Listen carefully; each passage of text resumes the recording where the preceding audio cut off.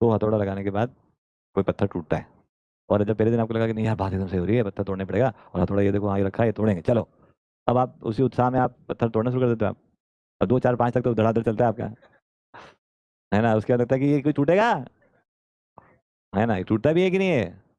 जबकि वो टूटने के लिए हो ही रहा होता है। अब 50 पत्थर हथौड़े मार चुके हैं आप, तो वो 50% टूट ही चुका है, बड्डी वैसे वैसे रहा है अभी। अब जिस समय टूट जाता है उस समय लगता है कि हाँ टूटा, हाँ ये है। अभी क्या हो गया आपको? मेरे को लोग पूछते हैं ऐसा आपको क्या हो गया था जिससे आपकी दिशा ही बदल गया था? मैंने कहा शांति पकड़े, ऐसा कुछ भी नहीं हुआ मेरे को। हाँ, हाँ। आपको आखिरी में मतलब क्या हो गया ऐसा? अचानक क्या चीज़ छू गई? अरे हमने कहा शांति पकड़। नहीं ये वैसा कार्यक्रम नहीं है कि कुछ भी हो गया।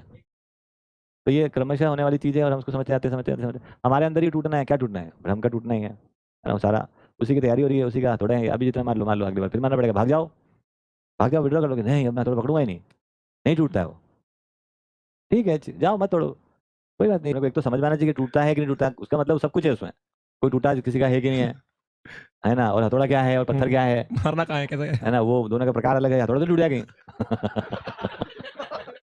ऐसा इसलिए खाते पीते हंसते खाते चलते रहो, क्या दिक्कत है? जितने भी तरीके से हम सोच पाते हैं उतने सब तरीके से ये निष्कर्ष माना है कि भाई साहब और कोई रास्ता नहीं है, तब तो हम हथौड़ा उठाते हैं। उसके पहले तो हम हथौड़े की बातें कर रहे हैं, खाली उठाते भी नहीं है। तो पॉलिटिकल कारण हो, सोशल कारण हो, आध्यात्मिक हो, भावनात्मक हो, प्राकृतिक हो, परिवारगत हो, संवेदनात्मक हो, मान्यता विधि से हो, आस्था विधि से हो, भरोसे विधि से हो, जितने विधियों से हमको लग जाएगा कि नहीं इसके अलावा कोई काम नहीं है ना? जब वो तब तो हम काम के लिए तैयार होते हैं। और फिर तो सिंपल ही है, मारो हथौड़ा बस, और क्या है? टूटेगा जब टूटेगा। क्या अभ्यास अभ्यास ही है हथौड़ा है और क्या? अभी आप 1 घंटे की क्लास में कुछ आपको समझ में आता है, आपके अंदर उत्साह बढ़ता घटता है? बढ़ता है।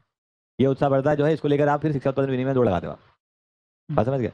उससे क्या होता है, एक तो आपका सामाजिकता उदय होता है और लोगों के साथ सामाजिकता उदय होता है, तो घर्षण खत्म होता है हमारे बीच में। नहीं तो आप बिना समझे दौड़ लगाने जाओ काम करने, अभी आप जितना काम करोगे उतना आप परेशान हो गया होगे, आप उतना आप गर्म हो गया हो, फ्रिक्शन हो जाएगा आप। तो निष्कर्ष में पहुंचना ही समझना है। तो मानव का अध्ययन करते से आप थोड़ा आराम में आते हो आप, और आपके अंदर ऊर्जा आती है एकदम, चलो कुछ करते हैं, और वो लेकर आप भागते हो। अब ये ऊर्जा, ये सापेक्ष शक्ति उदय हुई है आपके अंदर। जब भी कुछ समझ में आता है तो ऐसा खुशहाली आती है कि नहीं आती है? एनर्जी। एनर्जी आती है आप में। ये एनर्जी लेकर आप अब आप दौड़ कहाँ जाओ उसको लेके, है ना? तो इसको लेके आप घूमने निकल जाओ, व्हिच इज़ नॉट पॉसिबल, क्योंकि एनर्जी मानव से पैदा हुई है। तो मानव से पैदा हुई एनर्जी लेकर मानव के पास जाते हैं हम। तो वहाँ क्या करोगे भाई? तो वहाँ जाकर आप शिक्षा उत्पादन विनिमय कर पाते हो। तो शिक्षा विनिमय उत्पादन करते हो तो क्या होता है, ये एनर्जी चैनलाइज होती है, सदुपयोग हो जाता है। उसके फलन में 2 चीज़ें होती हैं, परस्परता में फ्रिक्शन घटता है ना? अब आप थोड़े से नॉर्मल हो गए आप।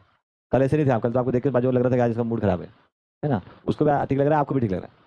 तो एक तो शिक्षा हो गई, उत्पादन हो गया, विनिमय, मानव उपयोगी काम हम कर पा रहे हैं। दूसरा उसमें फ्रिक्शन डाउन हो गया हमारा। तीसरा उसमें हमारा थोड़ा विश्वास अर्जन हो गया। विश्वास अर्जन हो गया है तो सहअस्तित्व में ही हम चले गए ना। एक सहअस्तित्व में हम सीखे, सहअस्तित्व के बारे में, मानव के बारे में सहअस्तित्व पूर्वक कुछ बातें समझी, समझने के से जो उत्साह बना उसको ले जाकर सहअस्तित्व में नियोजित कर दिया हमने। तो सहअस्तित्व नियोजित हो गया तो उसके फलन में विश्वास हो गया हमको। इस प्रकार से आप वापस कल आ गए आप।